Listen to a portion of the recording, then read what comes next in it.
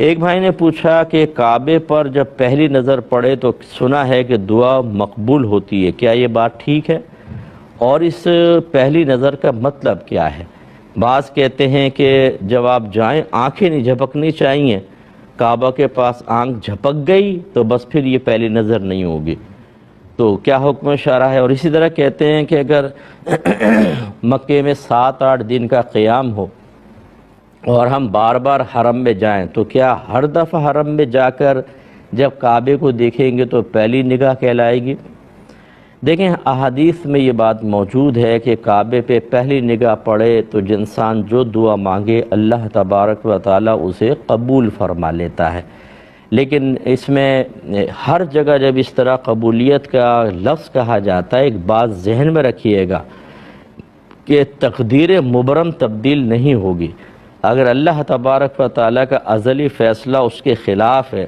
تو اللہ تعالیٰ اس کو بعین ہی آپ کی مرضی کے مطابق پورا کر دے، یہ ضروری نہیں ہے۔ ہاں، اللہ تعالیٰ اس کا کوئی متبادل آپ کو دے سکتا ہے، آلٹرنیٹ دوسری چیز دے دے گا، یا آپ کی دعا کو محفوظ رکھے گا اور میدان محشر میں اس کا بہترین بدلہ دے گا۔ اس لیے بعض لوگ ایسے ہوتے ہیں کہ جب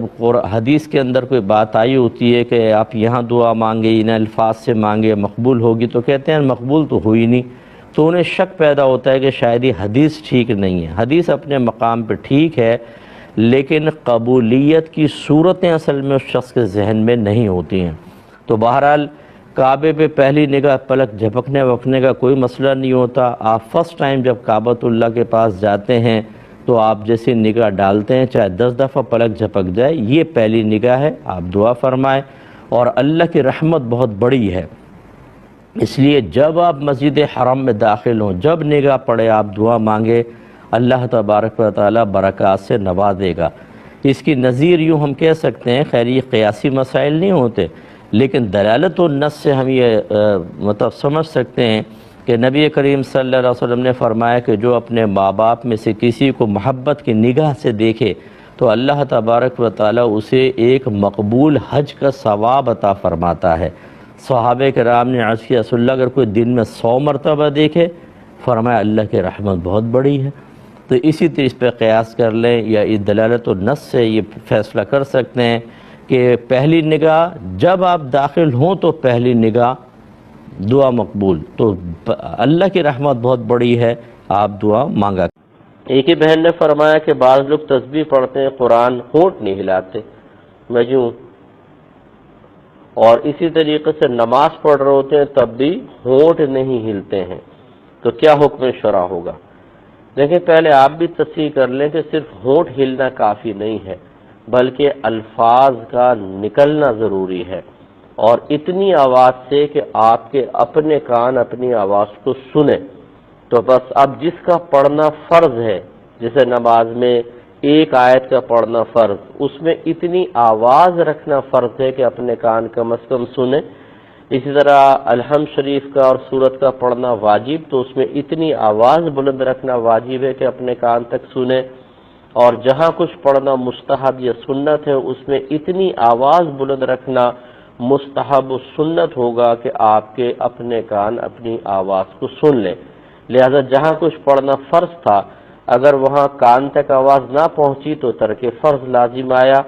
اور جہاں پر واجب تھا وہاں ترک واجب، جہاں سنت اور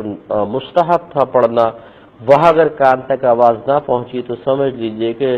سنت اور مستحب ترک ہوئے اور فضیلت سے محروم ہو گئے۔ تو اب یہ بہت سارے ہمارے نمازی حضرات ایسے ہوتے ہیں، بس تکبیر لگائی اور ہونٹ بند ہے، تو ان کی نماز اس قول کے مطابق نہیں ہوتی ہے۔ اچھی طریقے سے یاد رکھیں، اس میں احتیاط کریں، اور میں بڑی معذرت کے ساتھ یہ جملہ کہہ رہا ہوں کہ اس میں سب سے بڑا قصور ہمارے مسجد کے ائمہ کا ہے۔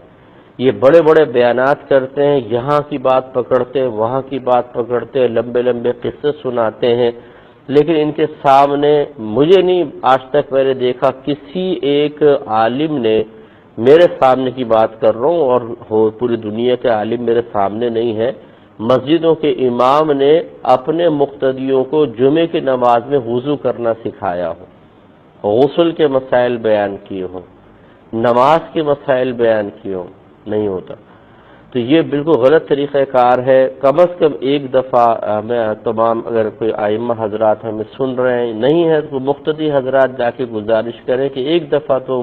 سنت کے مطابق طریقہ اور اس طرح نماز کے صحیح ادائیگی کا طریقہ بیان کر دیں تاکہ لوگ اغلاط سے محفوظ ہوں.